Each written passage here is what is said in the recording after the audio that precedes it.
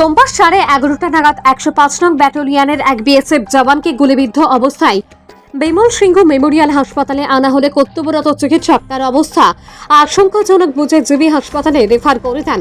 গুলিবিদ্ধ বিএসএফ জওয়ানের নাম বি অরুণ দিলীপ, বয়স 45 বছর, তার বাড়ি মহারাষ্ট্রে।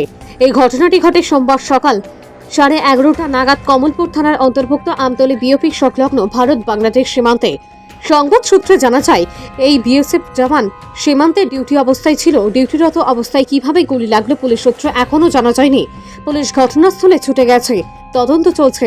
এ বিষয়ে কমলপুর বিমল সিংহ মেমোরিয়াল হাসপাতালের কর্তব্যরত চিকিৎসক তামান্না দেব বর্মা বলেন, আচ্ছা কি হয়েছে ঘটনা আজকে? ঘটনাটা তারাও ঠিক করে কিছু বলেনি, মানে বিএসএফ ক্যাম্প থেকে যা আনছিল তো ঠিক করে আমার কিছু মানে ঘটনাটা কী হয়েছিল কিছু মানে ঘটনা কিছু বলার মানে কিছু কইছে না। তারা শুধু কইলো যে গুলি লাগছে, কীভাবে লাগছে, কী কারণে লাগছে, মানে কই লাগছে এরকম কিছু আমারে কইলো না, শুধু মানে গুলি লাগছে।